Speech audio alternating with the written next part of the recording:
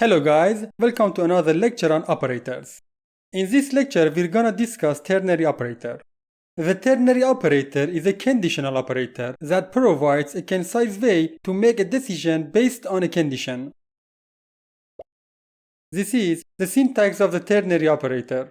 Here, condition is the expression that evaluates to a Boolean value. If the condition is true, expression 1 is evaluated and becomes the result of the entire expression. On the other hand, if the condition is false, expression 2 is evaluated and becomes the result. Okay, let's look at a few examples to understand how the ternary operator works.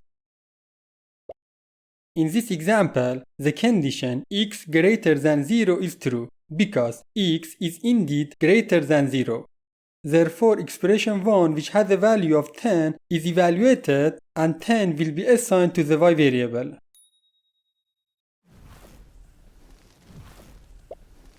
In this one, this condition checks whether x is divisible by 2 without a remainder. And since 7 is not divisible by 2, the condition evaluates to false. Therefore, the value assigned to the result will be odd. To confirm that, let's dive into VS Code and see this operator in action. Okay, first, let's display the result in the terminal. Now, let's give it a try. As you can see, we get the expected result. Alright, let's show you another example. In this scenario, we'll chain multiple ternary operators together. To begin, let's declare an int variable with a value of 12. Next, we'll evaluate whether the value is less than 10. If so, we'll assign less than 10 to the variable. Then, if it's greater than 20, we'll assign greater than 20. Lastly, if it falls between 10 and 20, we'll assign between 10 and 20 to the variable.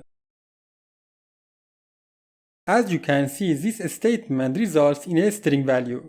So, let's store it in a string type variable named result.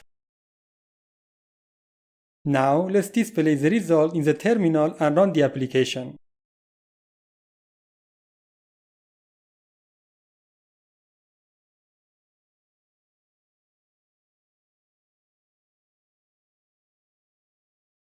As you can see, we get between 10 and 20 as a result, but how?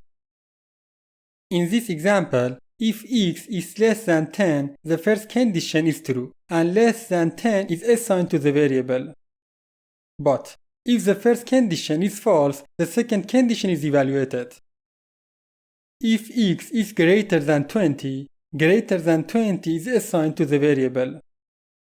Otherwise, if both conditions are false, between 10 and 20 is assigned to the variable. So, in this example, because the first and second conditions are evaluated to false, we get between 10 and 20 as a result. Now, if we change the x value to 25, can you guess the value of the result variable? Okay, let's run the application to see the result. As you can see, this time we get greater than 20 as a result. Okay, done. See you in the next lecture.